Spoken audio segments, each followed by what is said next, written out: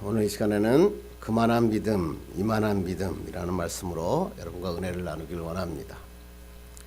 요새 이제 브랜드 커피 전문점이 굉장히 인기가 많습니다. 특히 저는 커피를 굉장히 좋아해서 커피점을 잘 가는데 그 중에서도 스타벅스를 따라가기가 거의 힘든 것 같습니다.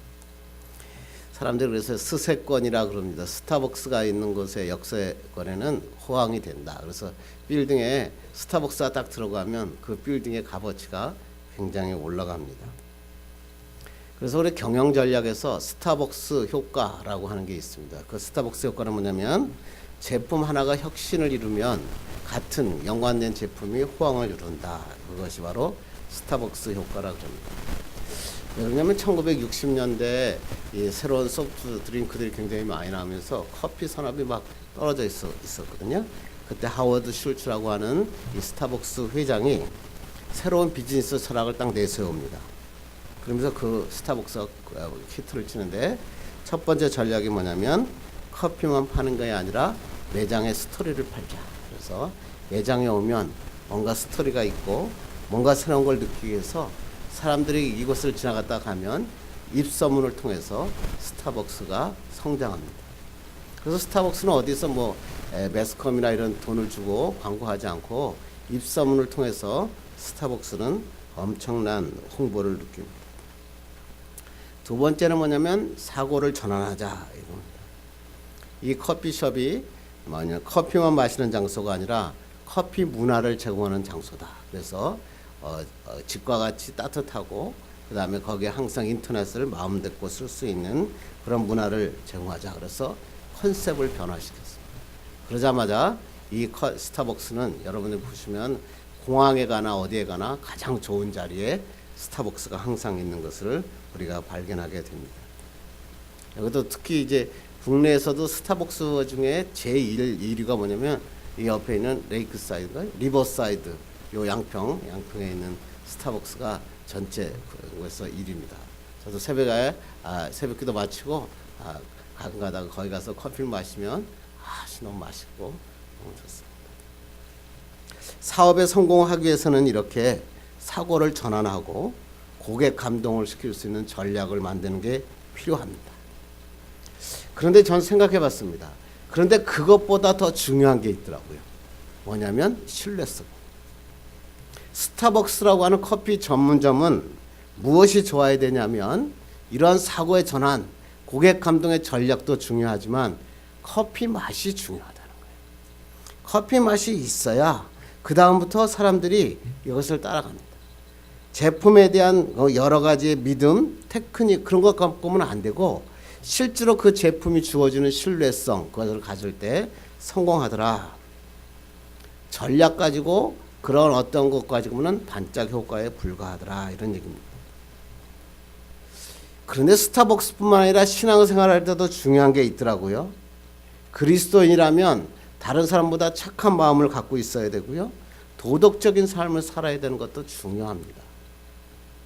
그런데 그것보다도 더 가장 중요한 게 뭘까요? 그리스도인에게는 믿음입니다. 믿음. 예수 그리스도를 나의 구주로 영접하는 그래서 주여 그렇게 부르줄 수 있는 구원의 믿음, 구원의 확신에 대한 믿음을 갖고 있어야 됩니다. 또 어려운 일이 만났을 때 하나님 앞에 간구하면 하나님께서 이 기도를 반드시 들어주신다라고 하는 기도에 대한 확신, 삶에 대한 믿음, 성령의 역사하시는 믿음을 가지고 있어야 된다는 겁니다. 그런데 오늘 성경에서는 이보다 더 큰 믿음이 필요하다는 거예요. 그 큰 믿음이 뭐예요? 예수님께서 감탄하시는 믿음. 그 감탄하는 믿음이 무엇인가? 오늘 본문은 예수님께서 감탄하신 믿음에 대한 이야기고 성경에서는 예수님을 이 믿음을 이만한 믿음이다 이렇게 얘기하시고 이만한 믿음에 대해서 얘기하셨습니다. 항상 이 말씀을 읽을 때 중요한 것은 이 말씀이 무슨 말씀을 하고자 하는 것인가 찾아보는 겁니다. 오늘 예수님께서 산에 올라가셨어요. 산에 올라가서 하나님의 놀라운 복음의 말씀을 전해서 산상수훈이다, 산상설교다 이렇게 얘기를 하셔서 거기에서 뭘 얘기하셨죠? 하나님의 나라에 대해서 얘기해요. 너희가 심령이 가난한 자는 하나님의 나라를 보고 하나님의 나라에 가야 된다. 주시옵소서. 이렇게 이야기하신 다음에 예수님께서 이 산에서 내려오셨어요. 그리고 내려오신 다음에 10가지 기적을 일으키십니다. 10가지 기적을 통해서 뭘 보여주시는 거냐면 하나님의 나라에 대해서 설명하신 그 하나님의 나라를 실제로 10가지 기적을 통해서 사람들에게 하나님의 나라를 보여주는 겁니다. 이것이 바로 하나님의 나라다. 이렇게 성경을 통해서 보여줍니다.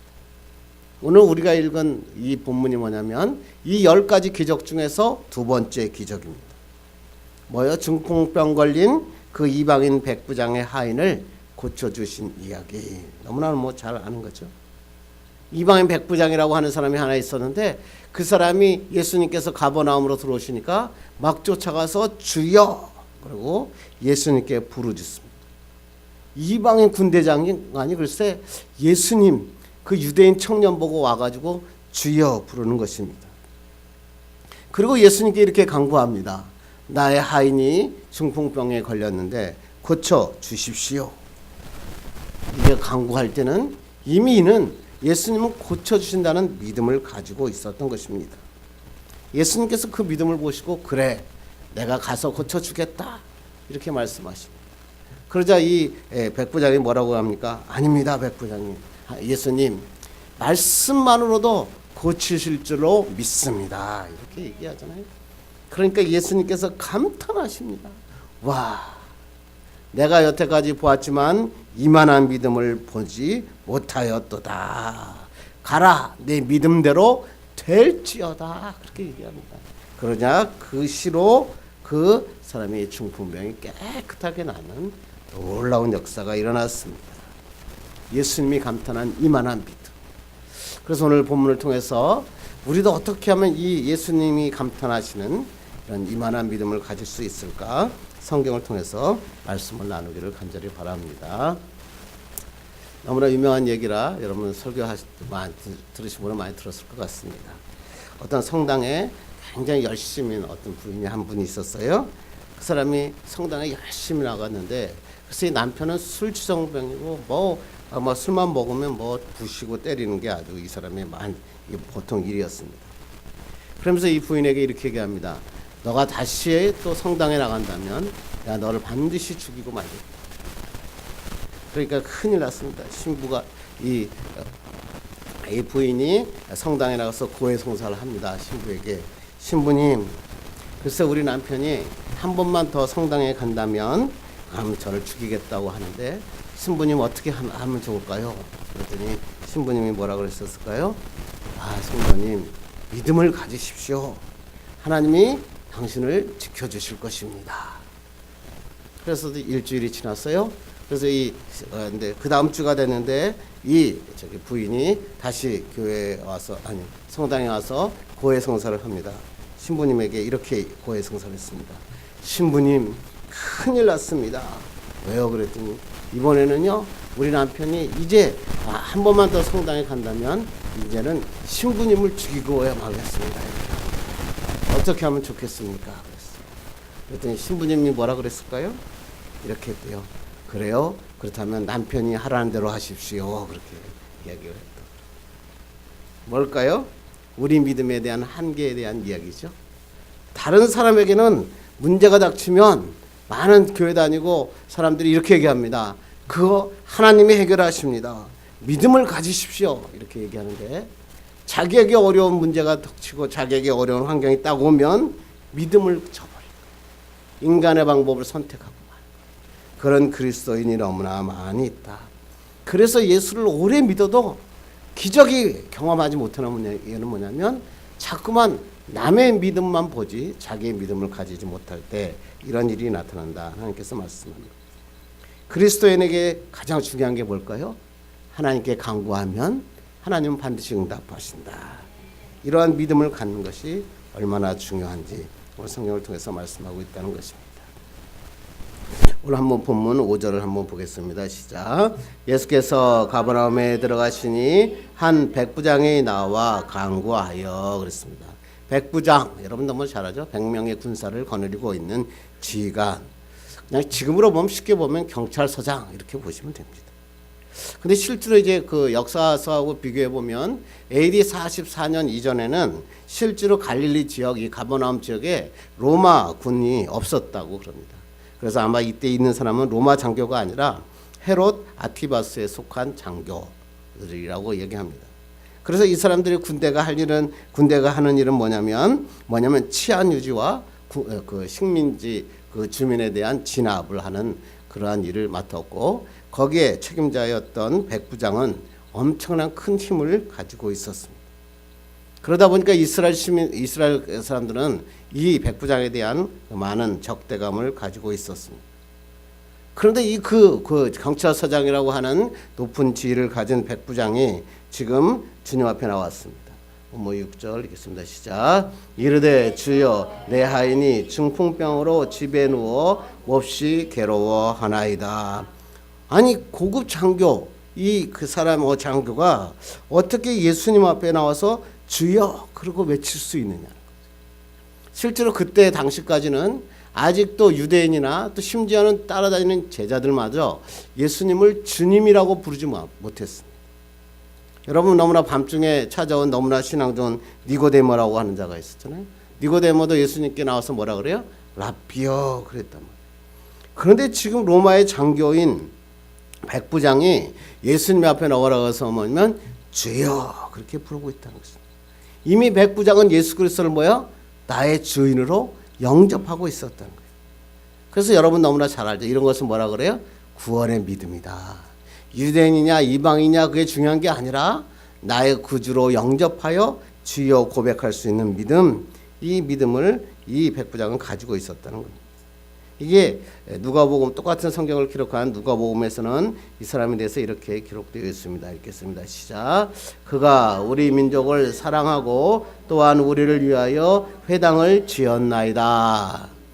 여기 보니까 이 백부장이라는 사람이 뭐냐면 우리 민족을 사랑했다. 근데 이 사랑이라는 단어를 뭐라고 쓰고 있냐면 아가페라는 단어를 쓰고 있어요. 하나님에 대한 사랑에 대한 얘기를 하고 있죠. 이방인이나 다른 사람에 대해서는 이런 사랑에 대해서 이야기하지 않는데 오늘 이 상에 보면 아가페 하나님의 사랑을 대해서 이야기하고 있고, 또 뿐만 아니라 우리를 위하여 회당을 지었다라고 얘기하잖아요. 회당은 뭐예요? 이스라엘의 종교기관이잖아요. 그 성전과 함께 이스라엘의 모든 종교적인 교육을 회당을 통해서 이루어졌거든요. 그런데 이방인인 백부장이 식민지에 있는 사람들을 위해서 회당을 지어준다는 것은 거의 불가능한 일이고 굉장히 이례적인 일입니다. 아마 그 성경학자들이 얘기 뭐냐면 백부장이 이미 유대교로 개종한 하나님의 사람이었다라고 이야기합니다. 그렇기 때문에 이렇게 이스라엘 백성들을 사랑하고 유대인들을 사랑하고 유대인들에게 회당을 지었고, 그리고 예수님 앞에 나와서 주여 부르고 있는 우리의 모습을 바라보게 되었다는 것입니다. 그래서 하나님께서 말씀하시기 이 회당에서 이 하나님의 저 축복의 역사가 일어났다라고 하는 거예요. 그렇습니다. 뿐만 아니라 오늘 성경에 보니까 주여 내 하인이 뭐예요? 주여 내 하인이 중풍병으로 집에 누워 몹시 괴로워하나이다. 이 하나님을 예수 그리스도를 나의 주님으로 모시고 있는 이 백부장의 고백을 가만히 보면 내 하인이 뭐예요? 중풍병으로 집에 누웠나이다 이렇게 얘기하잖아요. 당시 하인, 또 종 이런 것은 뭐냐면 사고 파는 물건에 불과했죠. 그래서 그때 당시에는 이런 얘기가 있었어요. 농사 짓는 세 가지 도구가 있었는데 첫째는 뭐냐면 언어를 가진 도구로 종과 노예가 있었고, 두 번째는 언어가 없는 도구로 가축들이 있었고, 세 번째는 소리가 없는 도구로 수레와 쟁기가 있었다. 그 세 가지가 있었는데 그때 당시에 뭐냐면 늙은 노예나 병든 하인은 불필요한 농구들과 함께 버려라. 이렇게. 그러니까 이 중풍병에 걸린 하인이 있었다면 당연히 버리고 마는 그러한 도구에 불과했다라고 하는 것입니다. 그런데 오늘 백부장이 이 하인을 위해서 예수님께 강구하고 있는 거예요. 거기 뭐라고 했어요? 내 하인. 다른 성경에 보니까 사랑하는 종이라는 단어를 쓰면서 주님께 강구하고 있는 모습을 보게 됩니다. 예수 그리스도를 주여라고 부르는 이 구원의 믿음을 가진 백부장은 뭐야? 사람을 사람으로 대접할 줄 알고 사랑할 줄 아는 좋은 사람이었던 것을 우리가 바라보게 된다는 것입니다. 사람을 사람으로 대하는 게 쉬운 것 같은데요. 아주 쉽지 않습니다. 요새 뮤지컬 배우 중에서 박소연이라고 하는 친구가 굉장히 요새 매스컴에서 굉장히 인기가 있죠. 이 사람도 글을 굉장히 잘 써요. 그래가지고 브런치라고 하는 인터넷 사이트가 있는데 그 사이트에서 이렇게 얘기합니다. 세상에는 사람을 가치로 보는 사람과 사람을 도구나 용도로 보는 사람이 있다. 사람을 도구나 용도로 보는 사람은 단기적으로 환영받을 수 있지만 결국은 오래가지 못한다. 그러나 사람을 가치로 보는 사람은 오랫동안 인정받는다. 결국에는 좋은 사람을 많이 만나게 된다. 자기가 무대에 내려와서 해야 될 일은 뭐냐면 사람을 가치로 보는 것이다. 사람을 대할 때 이 사람을 만나면 나에게 무슨 이익이 있을까? 그걸 가지고 그 사람하고 만나게 되면 그 사람의 만약 그 기대치가 없어질 때, 유익할 수 있는 게 없어질 때 어떻게 돼요? 결국에는 사람의 관계가 깨어지기 쉽습니다. 그런데 정말로 인격적으로 사랑하고 하나님의 사랑으로 사랑한다면 마지막까지 아름다운 관계를 유지할 수 있다라고 하는 것입니다. 그래서 우리 성도들에게도 제일 중요한 것은 뭘까요? 자기의 사람들을 대할 때 자기의 성공을 위한 도구로 보지 말고 하나님의 사랑으로 감싸는 하나님의 사람이 되어라. 하나님께서 오늘도 우리에게 말씀하고 있습니다. 여러분, 여러분의 이기적인 생각이나 여러분의 유익을 따지지 말고 하나님의 사랑으로 많은 사람을 사랑하는 귀한 하나님의 사람들 되기를 간절히 바랍니다. 오늘 본문을 다시 한번 5절 6절을 다시 한번 읽겠습니다. 시작.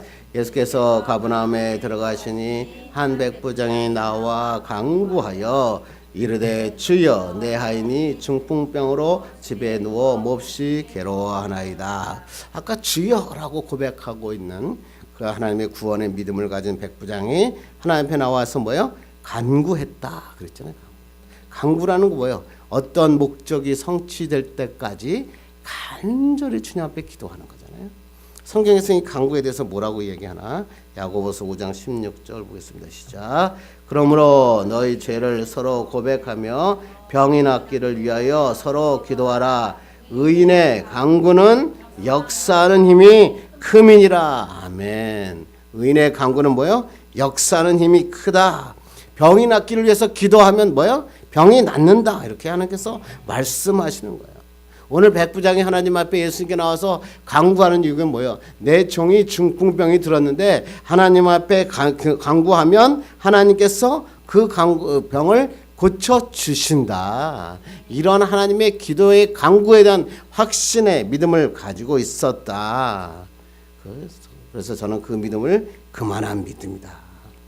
예수님께 간구하면 예수님은 반드시 고쳐주십니다. 여러분의 문제를 하나님께 간구하면 하나님께서 그 문제를 반드시 해결해 주십니다. 이러한 놀라운 믿음을 갖는 여러분 되기를 주님의 이름으로 축원합니다.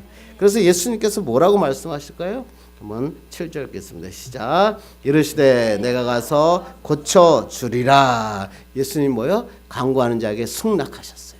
여러분도 하나님 앞에 간구하면 하나님께서 그래 내가 해결해 주마. 너의 병든 것이 있으면 고쳐주마. 너에게 막힌 것이 있다면 뚫어주마. 하나님께서 우리에게 승낙하시는 거예요. 이 그만한 믿음만 갖고 있으면 우리 하나님의 놀라운 축복과 기적을 경험할 수 있다고 하는 것입니다. 어떤 방직 공장에서 있었던 일이라 그래요. 이 사람 방직 공장에 어떤 실을 이제 하는데 실을 품거나 어떤 감다가 만약에 실이 엉키게 되면 반드시 무조건 공장장에 가서 먼저 보고해라. 이렇게 이 사람의 룰이 돼 있어. 근데 한 여공이 들어왔는데 자기는 여기 아주 베테랑이라고 생각을 하고 있었는데 갑자기 실이 엉켰습니다.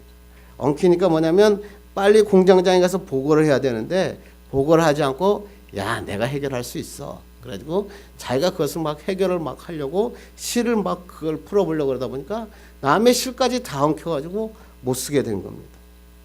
할 수 없이 돼서 이 여공은 공장장에게 보고합니다. 아 이렇게 해서 했는데 내가 애썼는데 이렇게 됐습니다. 그랬더니 공장장이 내려와서 아니 실이 엉켰으면 무조건 먼저 보고하라 그랬는데 왜 이렇게 했느냐. 그랬더니 이 여공이 이렇게 얘기합니다. 공장장님 저는 최선을 다했습니다. 그랬더니 공장장님이 그걸 다 그 실을 풀고 난 다음에 공장장님이 이렇게 얘기합니다. 당신이 할 수 있는 최선의 일은 그것을 푸는 것이 아니라 내게 보고하는 것입니다. 라고 얘기했어요. 뭘까요? 우리의 인생도 마찬가지라는 거예요. 여러분의 인생의 길에서 일이 막 실이 엉키듯이 일이 잘 풀리지 않고 문제가 생길 때가 있다는 겁니다. 그럴 때 하나님께서 여러분에게 하는 것이 뭐예요? 먼저 하나님 앞에 와서 뭐예요? 보고해라. 하나님께 가지고 와서 보고하면 된다. 하나님께 간구하면 하나님이 해결하신다. 이러한 놀라운 그만한 믿음을 가져라. 하나님께서 말씀하는 거예요. 너무 바빠서 기도합니다라는 책이 베스트셀러였잖아요. 그 윌로우 크릭 교회 빌 하비즈 목사님 쓴 책이잖아요. 기도를 쉬면 안 된다 이런 말이잖아요. 그래서 기도할 때 여기서 참 좋은 말을 해요. 기도할 때 절대 하나님 오늘 우리와 함께하여 주십시오 이렇게 기도하지 말라는 거예요. 왜? 하나님은 항상 우리와 함께 계신다는 거예요. 그러니까 항상 기도할 때 어떻게 하냐면 하나님께서 항상 나와 함께 계심을 나로 깨닫게 하여 주옵소서 이렇게 기도하라고 얘기하는 거예요. 그래요. 하나님은 우리와 항상 함께 하시고 여러분을 도와주시고 기다리십니다. 그러면 여러분은 어떻게 해야 되면 될까요? 하나님께 간구하면 돼요. 하나님께 기도하면 돼요. 여러분의 해나는 어려움이 있을 때, 감당할 수 없는 질병이나 근심거리가 있을 때 하나님이 기도하면 하나님이 해결하여 주십니다. 하나님 앞에 주여 부르시고 하나님 앞에 나가서 이 문제를 해결하여 주옵소서 간구하는 이런 그만한 믿음을 갖는 여러분 되기를 주님의 이름으로 축원합니다. 그런데 오늘 성경은 여기서 끝마치지 않더라고요. 우리가 보통 성경은 이만한 그만한 믿음까지 가는데 오늘 성경은 여기에 한 걸음 더 나갑니다. 우리 한번 8절 성경 읽겠습니다. 시작. 백부장이 대답하여 이르되 주여 내 집에 들어오심을 나는 감당하지 못하겠사오니 다만 말씀으로만 하옵소서. 그러면 내 하인이 낫게 싸움나이다. 아멘. 야. 나는 감당하지 못하겠다. 그게 뭐예요? 우크 하키노스 이런 뜻이. 이게 뭐냐면 어떤 권위 있는 대상 앞에 완전히 엎드러지는 겸손한 결정적인 순종, 겸손의 자세를 보여주는 겁니다. 성경에서 똑같은 게 어디에 써 있냐면 예수님께서 세례 요한에게 세례를 받으러 가셨거든요. 그때 세례 요한이 예수님께 뭐라 그래요? 나는 그의 신을 뭐야? 들기도 감당하지 못하겠습니다. 이런 얘기 들어봤죠? 그때 쓰이는 말이 오늘 뭐는 우크 하키노스 그래요. 세례요한이 예수님의 발을 들기도 감당하지 못할 정도로 위대하신 분이다 이런 거잖아요. 오늘 백부장이 예수님에 대해서 절대적인 권위를 인정하는 거예요. 주님은 나와 같은 사람이 아니다는 거예요. 주님은 절대적인 자고 주님 앞에 나는 겸손한 마음으로 무조건 복종하겠습니다. 이렇게 나오잖아요. 그랬더니 예수님께서 뭐라 그랬어요? 9절 봅니다. 시작. 그러면서 9절 보겠습니다. 시작. 나도 남의 수하에 있는 사람이요 내 아래에도 군사가 있으니 이더러 가라 하면 가고 저더러 오라 하면 오고 내 종도로 이것을 하라 하면 하나이다. 그랬어요. 왜 지금 말씀만 해달라고 그랬냐? 그러면 9절에 나도 남의 수하에 있는 사람이다 이런 얘기죠. 원문에 보니까 여기에 앞에 9절 맨 앞에 가르라고 하는 접속사가 붙었어요. 영어로 하면 뭐냐면 because 이런 뜻이죠. 왜 하나님 말씀만 하여 주시옵소서. 왜 그랬냐 하면 왜냐하면 그래요. 군대에는 군대의 체계가 있다. 그렇기 때문에 로마 황제가 한번 군대에 명령하면 다 듣는다. 그런데 이 천하천재의 예수 그리스도의 왕이신 통치자이신 예수 그리스도께서 말씀만 한번 하면 해결되지 않을 일이 무엇이 있겠습니까? 이렇게 이게 바로 놀라운 축복이잖아요. 야, 이게 놀라운 은혜죠. 이만한 믿음 갖고 있을 수 있겠어요? 그랬더니 예수님께서 뭐라 그러세요? 한번 10절 읽겠습니다. 시작. 예수께서 들으시고 놀랍게 여겨 이르는 자들에게 이르기를 내가 진실로 너에게 이르노니 이스라엘 중 아무에게서도 이만한 믿음을 보지 못하였노라. 아멘. 놀랍게 여기다. 그래서 다음하죠. 놀라다, 감탄하다 그런 얘기예요. 그러니까 예수님께서 이런 말을 하면서 천지의 이 모든 것에 모든 로마의 황제의 말에 모든 그 군대가 복종하듯이 예수님께서 말씀만 하시면 이 모든 것이 이루어지는 것을 나는 믿습니다. 그랬더니 하나님께서 놀랍게 여겼다, 감탄했다. 나는 여태까지 이만한 믿음을 보지 못했다라고 성경에 말씀하시는 거예요. 그리고 어떤 놀라운 일이 일어납니까? 13절 읽겠습니다. 시작. 예수께서 백부장에게 이르시되 가라 내 믿은 대로 될지어다 하시니 그 즉시 아인이 나으니라. 아멘. 시공을 초월한 얘기잖아요. 지금 예수님의 백부장에까지는 보이지도 않아요. 그런데 거기서 예수님이 말씀하시니까 뭐예요? 즉시 나아버려요. 이게 바로 하나님의 축복이에요. 이만한 믿음에 대한 응답이라는 거죠. 우리가 기도하면 응답받는 것, 그만한 믿음 말고 그거보다 더 하나님의 말씀만 하시면 낫겠다고 하는 확실한 믿음, 행동하는 믿음을 가질 때 하나님의 축복의 역사가 일어나는 거예요. 우리가 믿은 대로 하나님은 역사하신다는 거예요. 어거스틴이 뭐라고 얘기했냐면 이렇게 얘기합니다. 그러나 예수 믿는 자에게, 믿지 않는 자에게는 하나님도 어쩔 수 없다. 이런 놀라운 하나님의 역사가 있는데도 그 역사를 믿지 않는 자에게는 하나님도 어쩔 수 없다는 것입니다. 여러분, 이 하나님 예수님이 감탄하는 이러한 믿음을 갖는 여러분 되기를 주님의 이름으로 축원합니다. 어떤 엄마 쥐하고 새끼 쥐가 있었어요. 엄마 쥐하고 새끼 쥐가 산을 막 가고 있는데 갑자기 커다란 고양이가 앞에 쫙 나타났어요. 큰일 났구나. 그리고 새끼쥐가 엄마 쥐에 칵 붙어가지고 벌벌 떨고 있습니다. 그런데 엄마 쥐는 꿈쩍도 안 하고 고양이 앞에 딱 한 발자국 앞서더니 이 엄마 쥐가 뭐라고 하냐면 멍멍 그렇게 짖습니다. 그랬더니 고양이가 멍멍 짖으니까 뭐요? 깜짝 놀라서 그리고 꼬리를 내리고는 도망가 버렸습니다. 그랬더니 새끼쥐가 놀랐습니다. 아니 엄마 이게 어떻게 된 일입니까? 그랬더니 엄마 쥐가 뭐라 그랬는지 아십니까? 야 얘야 요즘 제2 외국어는 상식이란다. 그렇게 고양이가 뭘 언어한 거예요? 아니 쥐가 무슨 언어를 한 거예요? 멍멍이 언어를 한 거예요. 멍멍이 언어를. 그렇죠. 저도 우리 그 강아지가 있는데 강아지가 제가 말을 하면 얘는 듣기는 하는데 스피칭이 안 되더라고요. 그래서 내가 야 엄마한테 가라 그러면 쫙 갑니다. 이게 제2 외국어를 하거든요. 리스닝은 돼요. 근데 아직 말하는 게 잘 안 되죠. 그래요. 그래서 중요한 게 뭐냐면 우리 삶에서 이런 그 상식을 갖고 있는 게 참 중요하죠. 그리스도인에게 제일 중요한 게 뭘까요? 상식도 중요하죠. 그런데 그리스도인에게 필요할 때가 언제가 정말 필요하냐면 상식을 뛰어넘는 일이 필요할 때가 있어요. 그걸 갖다가 우리는 뭐라 그래요? 기적이라고 그러잖아요. 기적. 그리스도인은 예수를 믿으면 세상 사람들이 말하는 상식을 뛰어넘어 기적이 일어난다. 하나님이 말씀하세요. 어떻게 할 때 기적이 일어날까요? 하나님 앞에 강구하면, 하나님 앞에 기도하면, 이만한 믿음을 가지면 하나님의 역사가 일어납니다. 이것을 설명하기 위해서 제가 쉬운 얘기를 하죠. 허드슨 테일러라고 하는 선교사님 아시죠? 중국 최초의 선교하는 유명한 분이잖아요. 그때는 막 이제 교통편이 없어서 배를 타고 그냥 몇 달씩 다녀야 되거든요. 그래서 그 말레이시아 반도를 지나가고 있는데 막 태풍이 막 붑니다. 바람이 한 점 하나도 없는 거예요. 그래서 그냥 배가 이렇게 떠밀려 가거든요. 근데 그대로 가다 보면 식인종이 사는 그러한 섬에 도착할 수밖에 없다고 그럽니다. 그랬더니 그 선장이 이제 갑자기 있는데 선장이 테일러 선교사님에 가서 방에 막 노크를 합니다. 그래서 이 테일러 선교사가 문을 열었어요. 무슨 일이십니까? 그랬더니 바람이 하나도 안 불어서 이대로 가다간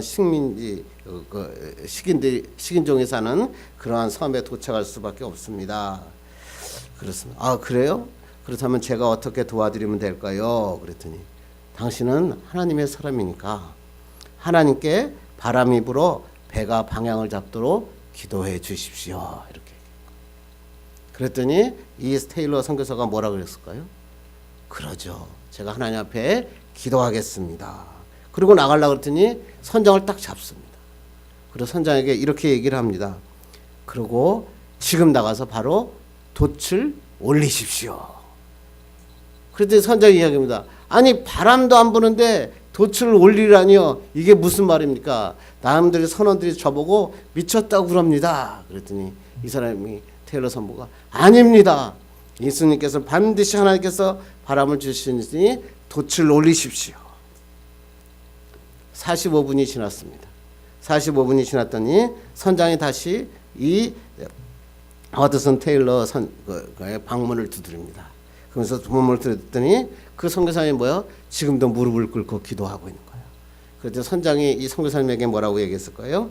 선교사님, 기도 그만하셔도 됩니다.